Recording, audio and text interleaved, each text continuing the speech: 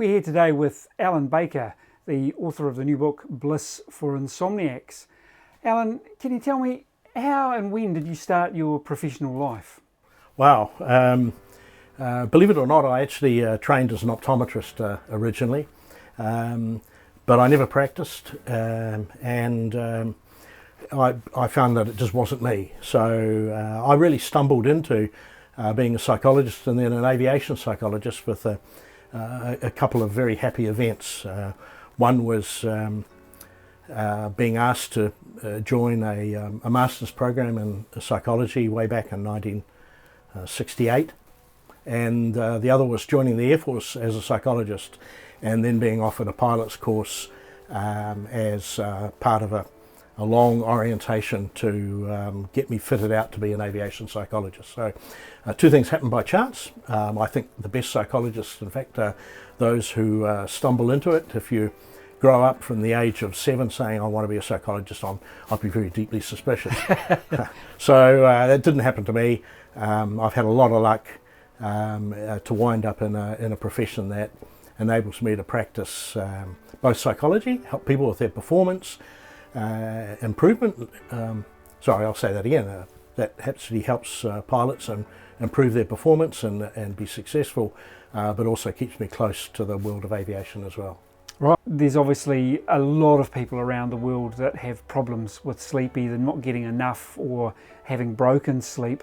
And because of that, there's a huge industry. There are books and apps and training programs that will tell you how to think about things that'll make you go to sleep, what to listen to make you go to sleep, what you should eat before you go to bed, what you shouldn't eat before you go to bed, and so on. So can you give me a little bit of background here and tell me why it is that you think that anybody that's interested in picking up a copy of your book should have some confidence that you actually have an understanding of what you're talking about and that you're not simply another one of these sleep charlatans? Wow, sheep charlatan, eh? Or a sleep charlatan, more correctly. Yeah, they're pretty strong words, Alan, but I think I know where you're coming from, and I've certainly been in a similar situation of picking up books, looking at therapies around sleep techniques, and generally being very disappointed with what I found. I found a rehash of ideas that have been around for a long time. Some of those ideas probably no different to the advice that your mother would have given you.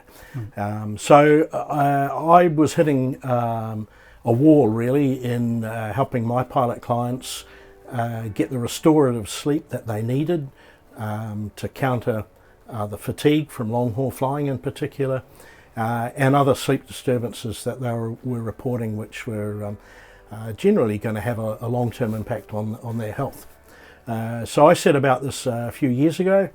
I set some different goals, and I particularly wanted to tackle the business of insomnia and getting to sleep as if sleep taking was a skill that you could develop, rather than something which happened after you'd eliminated all the things that were stopping getting you to sleep.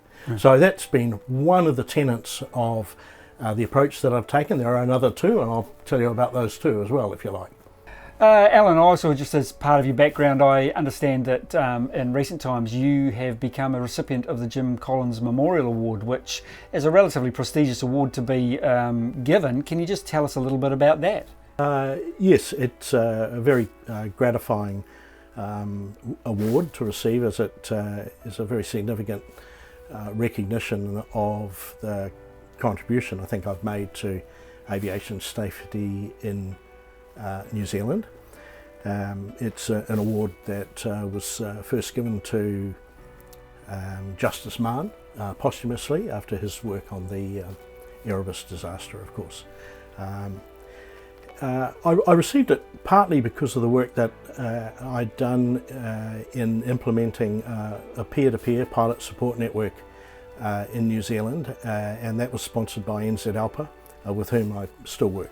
That's the Airline Pilots Association. That's right, that's the New Zealand Airline Pilots Association. I really enjoy working with pilots, pilots who are referred to me for all manner of issues, are always highly motivated, they're intelligent, and they're usually frustrated with having conventional therapies that actually haven't worked well for them. They're smart enough to sort those things out for themselves, so by the time they come to me, they're a real challenge.